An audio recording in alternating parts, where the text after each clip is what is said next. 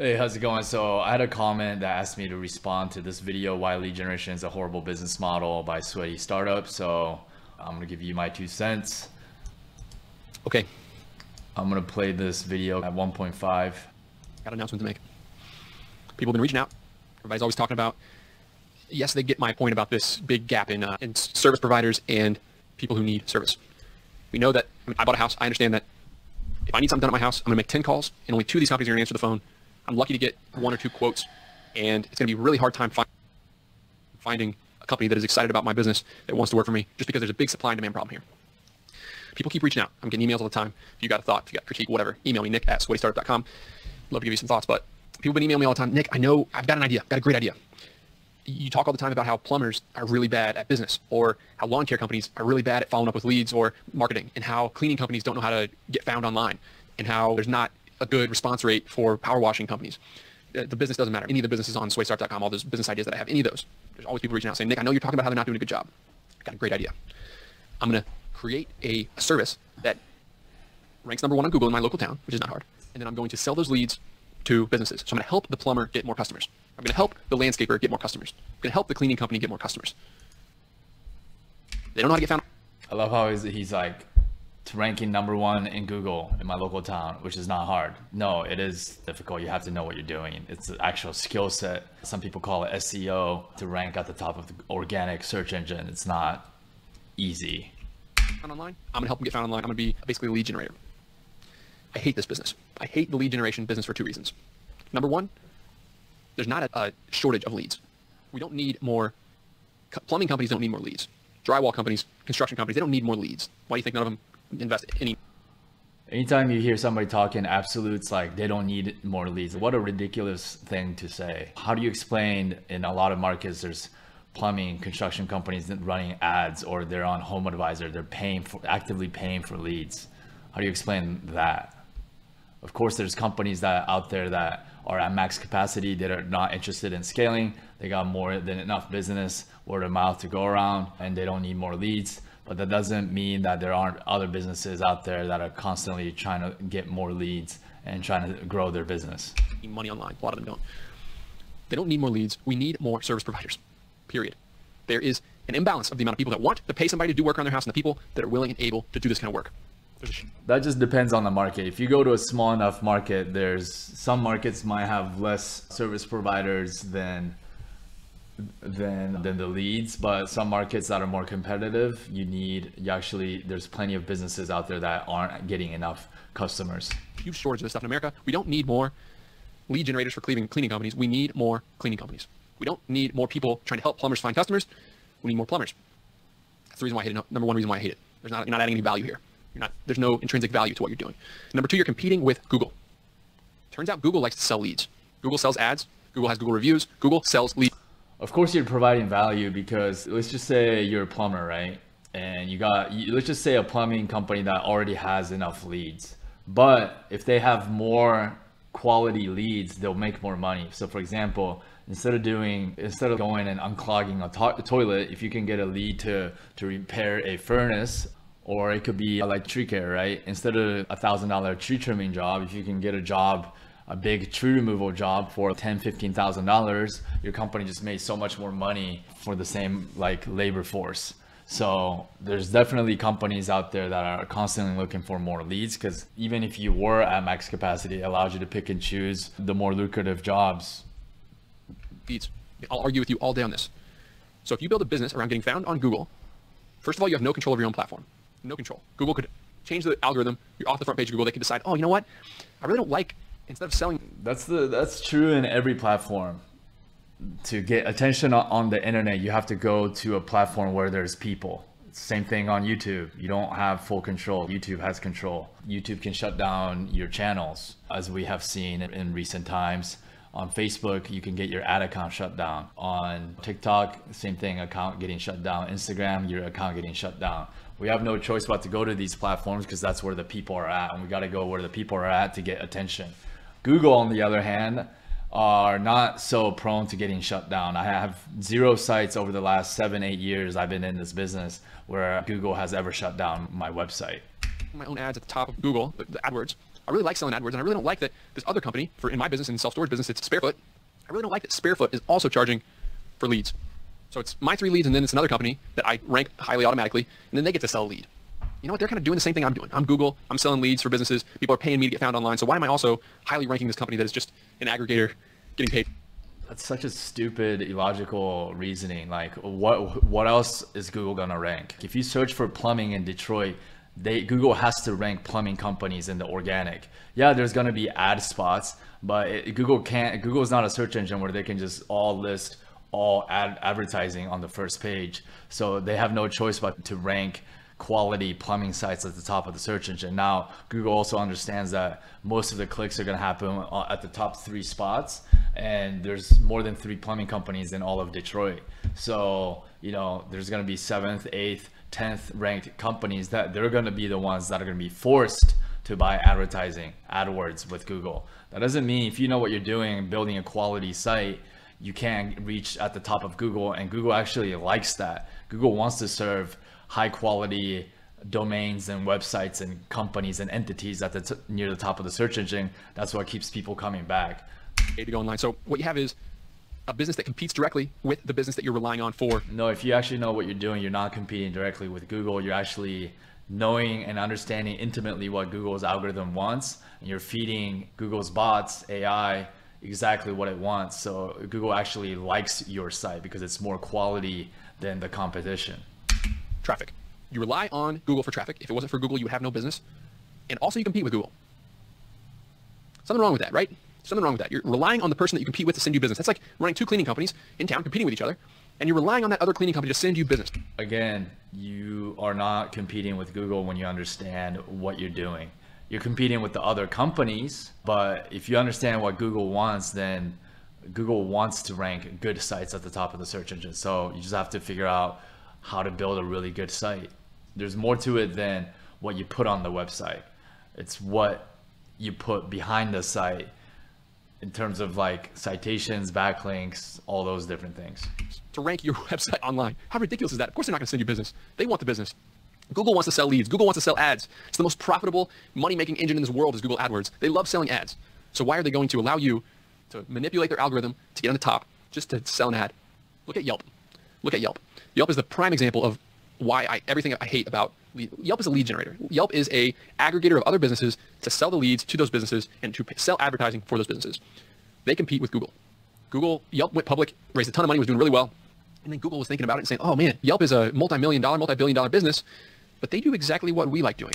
Then why is Yelp still ranked on page 1 of Google and most of the local searches? Because Yelp is still providing value in the form of it provides great user experience for people that are searching for local companies, because Yelp provides another user rating system that's helpful to the people that are searching. All Google cares about is providing things that's valuable to the end user. Collecting reviews of businesses, allowing businesses to advertise on our platform. Same with TripAdvisor. Same with Sparefoot. Same with the top 3 or 4 lead generators in every single industry in America. They're not adding any value. And they're competing with the company that they rely on for traffic. So if I own a lead generation company, if I was a middleman, an affiliate partner, whatever, not adding any value to the customers, just helping them place and find companies that don't know how to get themselves found, I'd be very worried about the future of my business. I'd be very worried that one day Google is going to say, I don't really like sending you traffic for free that you sell. I don't like doing that. So if you want to get traffic and sell ads, you can pay me first. You can pay me. No, that's stupid. This has never happened since the beginning of the internet. Google always has the organic search area where if you know how to build quality sites, you can rank in Google and get free traffic. Google actually likes that because it's better for the end user. So that's why I hate lead generation. And that's why I think the real opportunities, the true opportunities, you don't want to hear this because it's not easy. You can't sit behind a computer and code up a web page and get on the Google front page and start making money. Yeah, you can do it. I'm not telling you, if that's your skill set, do it by all means. But it's not a business that I love. It's not a business that I like. It's not a business that I would invest in. That's not a business that I would want to own. But this is why no one's doing it. No one's building these service businesses because you got to... This guy clearly has never built a lead gen business himself. He has no idea about what it is to be a lead generation business.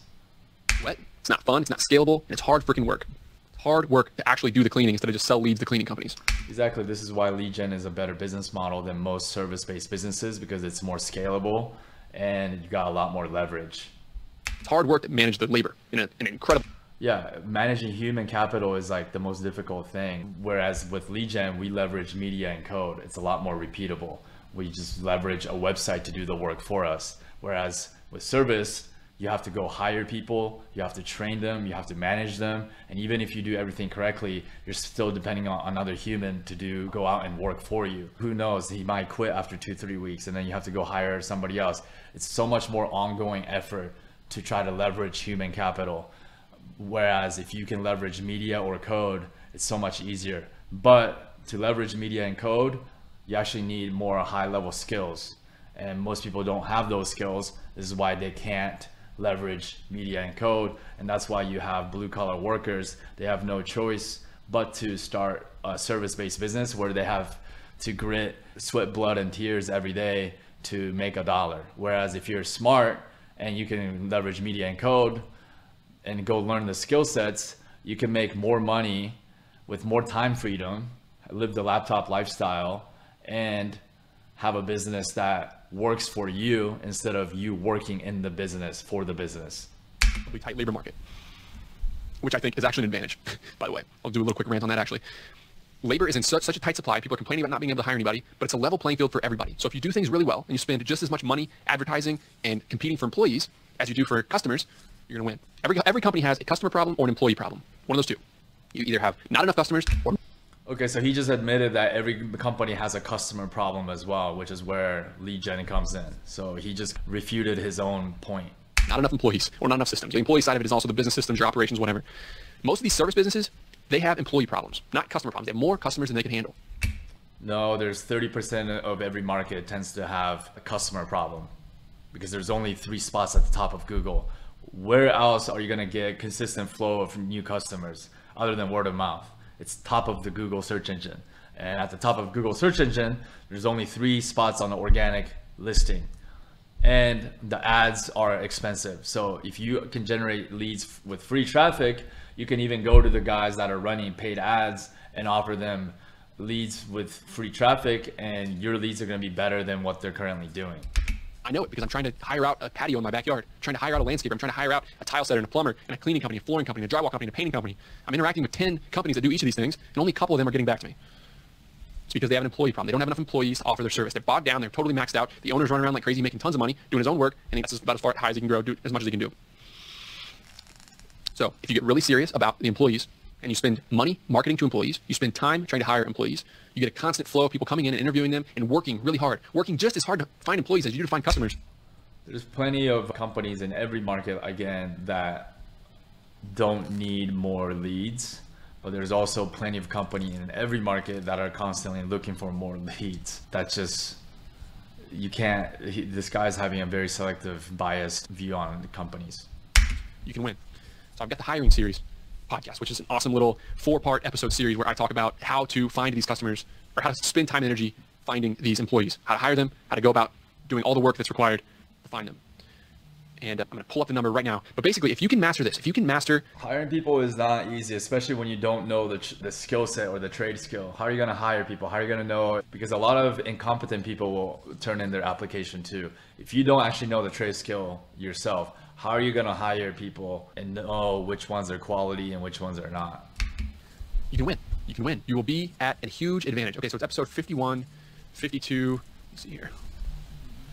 Yeah, this is good stuff because we talk about how serious you have to be at hiring employees. So it's 48 is part 1, 49 is part 2, 50 is part 3, 51 is part 4. This is the hiring series where I talk about literally recruiting like crazy, marketing for employees like crazy, how to interview them, what type of person to find, what you're looking for in them, and then how to manage them once you get them on, how to deal with some early employees so they can thrive, they can be self-sufficient, they can win when they're working for you. If you can master this hiring part, you don't need to be a lead generator. You don't need to start a lead gen business just trying to connect plumbers to customers. When you can handle this stuff in-house, you can charge 50% more than the companies that don't know how to hire and are overloaded and aren't accepting any work. I'm seeing it out there. What sounds better to you, hiring and managing people or building websites that go to work for you without you having to manage it? I'd rather leverage code instead of human capital. I got 2 bids for my sidewalk, one for $19,000 and one for $14,000. And then I realized that I didn't want to pay that much money, so now I've been hammering all these companies that I know are swamped, bugging the hell out of them, trying to get them to send me a quote. Finally, an owner texted me yesterday, said he could do it for $4,200, but he's booked out 4 weeks.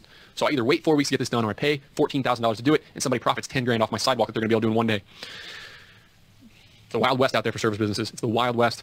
You should start an actual business that requires some labor, requires some management, requires some hiring. If you're willing to do that, if you're willing to sweat, you can win. You can win big. So I hope this hits home. There's nothing wrong with starting a service-based business. We have plenty of students that do it in our program. They build lead gen sites and they notice a lead gen site generating a crap ton of leads, and they go ahead and so for example, we have a student that had a party bus lead gen site, was generating a lot of leads, and so he just decided to buy his own party bus, hire a driver, and start his own party bus business. Now he makes 5 to 7 grand every week. So that's an example of what we call lead arbitrage, where you can do that because hiring a driver is so much easier than trying to hire a plumber. Plumbing is a lot more of a trade skill. I also know another student personally, he makes a lot of money every week, like again, $5,000 every week, because he had one lead gen site that was generating a lot of leads for junk removal. He bought a junk removal truck and hired a driver, and now he owns a junk removal business. So we do teach students how to take lead gen sites and build their own service-based businesses. But the main difference here is I'd rather test out the market first with a couple $100s on a lead gen site to see if there's customers, there's demand, before I go hire all these different people. I buy equipment, I buy licenses. That's too much of a time and money investment to see if I can make money by hiring employees. I'd rather get the customers first. And what lead gen allows you to do is it allows you to get into business without actually having to invest thousands of dollars in starting your own business. Again, what he's describing is a lot more risk and a lot more upfront capital, a lot more work, and a lot more ongoing work as well to maintain. Home with somebody, you can have a new business, a new idea that's not sexy, it's not going to scale to $1 million in the first 6 months, but you can win. You can build the life you want. I'm living proof. I started a service business. I started a manual, sweaty business. I was doing it myself early on. I was sweating. I was lugging cardboard boxes up spiral staircases on Bay State Road in Boston. That's what I did. I did that stuff myself, and now I have a multi. Yeah, so he just explained to you how difficult it is to actually start a successful service-based business, because you actually have to have experience and do it yourself for a while. Otherwise, how are you going to know how to train the next person that you hire? Also, another problem is to build a service-based business or to hire all these different people. That requires a lot of ongoing work each and every day. And for a lot of people just starting out, they have a job 40 hours a week. You can't start that kind of business on a part-time basis. This is why lead gen is so awesome, because you can start lead gen if you have 5-10 hours each and every week. You can still build it over time, and it can start off as a side hustle that can eventually replace your 9-to-5. So people need to understand that by leveraging the internet and media code, we actually get to build a business that doesn't have a lot of the constraints that regular businesses have. And one of the biggest constraint and what prevents most people from starting a business in the first place is the time constraint. Like, there's not enough time in the day to work a 9-to-5 job as an employee for another company and start an actual business on the side. $1 million business. I'm in real estate buying $5 million worth of self-storage every quarter. We're having a blast doing this. Actually, $5 million a year. That was a little bit of an exaggeration. But come on, guys. Come on. This is where the opportunity's at. We can do it. You can do it. There's opportunities out there. You just got to look for them. You got to find them. And it's not in lead gen, man. It's not in lead gen. That's a very biased view. Ridiculous biased view. You got to look at this problem of employees and this problem of labor head on and say, I can solve this and I can win. And that's the key to success. I like that mindset, though, of seeing a problem that exists in the marketplace, which is lack of labor in some of these markets and some of these niches, and creating a business model around fixing that. I totally get that. That's how you want to start a business. You want to see a problem and you want to figure out a solution to solve that problem. But this guy also admitted himself that every business has a customer problem and an employee problem. So I rather deal with the customer problem and find the right markets where there is a customer problem. And it's very easy to tell. We have different processes of how to identify that. If you're definitely unsure, then you can just call, let's just say you're going after junk removal niche. Start calling all the companies that you see in that city and see if every company is booked out solid 2-3 weeks in advance. I guarantee you there's 40% of companies that are not booked out 2-3 weeks. that are ready to take that lead right then and there because they have a customer problem, which is where we come in and we just generate leads for them and make a small sliver to deliver. And we don't have to deal with the daily headaches and the hassle of managing people. We create websites and manage leverage code, which is a way smarter way to make money. Again, in business, it's not always about working hard, it's about working smart. Profitable day.